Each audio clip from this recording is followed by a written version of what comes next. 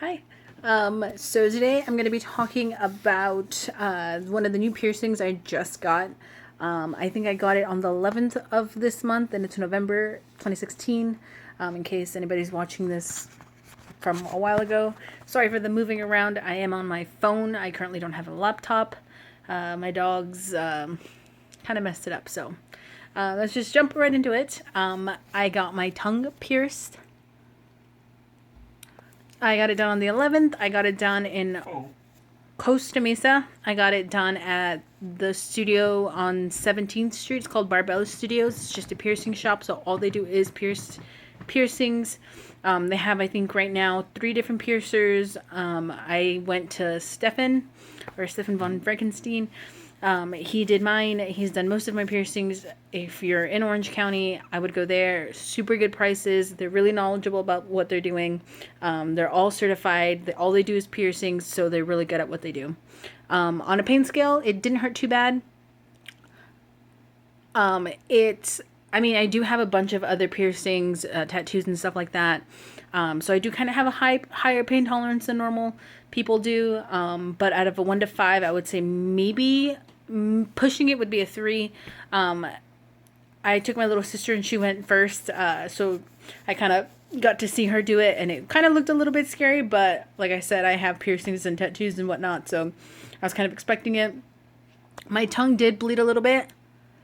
But for whatever reason, when I get my piercings, more or less 50% of the time, 90% of the time, I bleed. But my little sister didn't. It was fine. The healing process for a tongue piercing is horrible. That is the only reason, if for whatever reason it gets infected, if whatever, I don't have it anymore. Like I have to take it out and it has to close. I would not get it again just because of the healing process. It is now the 29th of November or the 30th. I think it's the 30th today. And it took seriously almost 2 weeks for it to be completely okay, for me to even be able to eat correctly and drink correctly, whistle still. Like I don't even think I can whistle. Sorry, my dogs. They freaked out because I whistled. But it's the first 2 days, I couldn't really eat anything. I could barely drink anything. I was, the day that I got it done, one of the piercers, I think his name is Derek, was there in the lobby while I was waiting for my sister to get hers done. And I was asking him a bunch of questions, and he was like, yeah, like the first night I got it done, like I had a burrito, I had sushi, I had this, I had that. And I was like, oh shit, like maybe I can do the same thing. Like I'm not, like I said, I have a very high pain tolerance, so I figured it would be okay. I went to Sonic with my husband maybe like 2 or 3 hours afterwards. I tried to eat tater tots, and I ordered a large watermelon slushie. I downed the slushie, no problem. You're supposed to avoid straws because the pressure that it's in your mouth while you're sucking through the straw irritates the piercing and irritates your tongue, so don't use a straw. But I was using a spoon and just eating it like soup. But the tater tots, I tried to stuff one in my mouth and push it to the back of my mouth, and see if I could swallow it, and I couldn't. I thought I was going to swallow the ball. And the bar that I do have in now is a little bit bigger than normal. Or this, what is it called? The standard size, ones. And I couldn't eat for the first 4 days, maybe. And then around a week, I could kind of eat, but it still was not comfortable. Like I wasn't 100% comfortable with everything. I could drink fine. I was drinking out of a straw. I tried not to eat anything spicy, anything acidy, so like lemon, citrusy stuff, acidy things like mangoes, pineapples, salsa, chips, crackers, cookies, stuff like that. All I wanted to do was eat soft things. Can you calm down? And so the first week was a pain in the ass. The second week wasn't too bad. It was a lot better. I think towards the middle of the second week is when it was fine. Now it's completely fine. I can eat whatever I want. I'm eating spicy foods. I'm eating lemon. I'm eating anything that I want. I can eat dairy, anything like that. It's really not too bad after 2 weeks. But the first couple of freaking days are horrible. But other than that, it's not a big deal. It's just annoying not being able to eat and not being comfortable. I couldn't speak for fucking 2 weeks. It was horrible. And my job is customer service. I work at a juice bar. I'm the manager at a juice bar, so I am talking constantly. If it's not to customers, it's to my employees, stuff like that. So it was just, that was annoying. And then I got it done on a Friday. Saturday I had all day off, so I seriously just stayed home. I didn't do anything. I didn't go out. I was just icing my tongue, drinking lots of water. The second day, however, I was supposed to have that Saturday, Sunday off, and that's why I had gotten it done that Friday night, so I would have a good 2 or 3 days to kind of like chill out before I had to go back to work.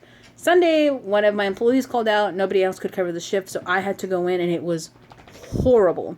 Horrible. My tongue was so swollen.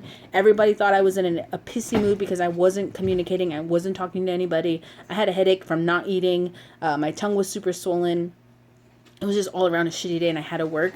I think it was like a 9-hour shift or whatever. It was really fucking shitty. But after everything, after 2 weeks passed, after I think it's been 3 weeks now, almost a month. Yeah, it'll be a month like on the 11th, I think. And now it's completely healed. It's fine.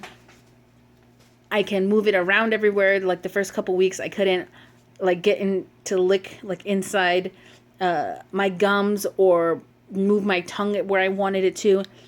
Now it's completely fine. It doesn't feel anything. The Aftercare sea salt soaps twice a day, mouthwash after everything that you eat or drink that isn't water. Drinking lots of water really helps. Sucking on ice really helps. Ice cream, slushies, popsicles, bolis if you're Hispanic were really freaking good for me. Ice too was just really good at work. Since I work at a juice bar, there's a ice machine. Just sticking ice cubes in my mouth whenever I felt like it was starting to hurt, or just keeping it in there all the time, 24/7. Not 24/7, but you know what I mean.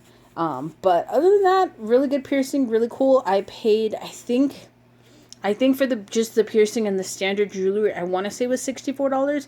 I paid like $75, but that's because I bought mouthwash and I bought all kinds of crap that I needed from there because I was running low on a bunch of stuff. But I think it's about $64. Depending where you go, it might vary. But again, you don't want to pay something really cheap for really crappy quality. Like I got my nipples pierced done a really long time ago, and I didn't want to pay a lot of money, because I wasn't sure whether or not I was going to keep them. I ended up keeping them, but I paid a really low price to get them done, and the metal, and they didn't get infected or anything, but you could just tell it was a shitty environment, and I shouldn't have got them done there. But overall, tongue piercings, if you're thinking about it, do it. I'd been thinking about it for a really long time. I didn't think my tongue was pretty enough for it, because I'll stick it out right now, or if you haven't already noticed, I do have like the cracks and stuff like that on the sides of my tongue when I move it. Almost gagged. You can see it better like that. That goes all the way onto the sides. It's like geometric. So, Zena, can you get out of my face? It's like geo something. I fucking don't know. But I didn't think I had a pretty enough tongue to get it done. The piercer there was like, really, that's what's going to stop you from getting it done? Just get it. I was like, okay, I fucking got it. And I really like it. I even had my tongue web done. I actually have the jewelry around here somewhere. I had my tongue web done, and I had this little guy in there. But it was bugging, like, since this is on your tongue web and the bar where it's at, it's not that much space in between, like where these would be. So this would always smack the top of the ball or the bottom of the ball. And it was getting really, really uncomfortable. And I took it out, I think, yesterday. And it feels completely fine now. But it was just really bugging me.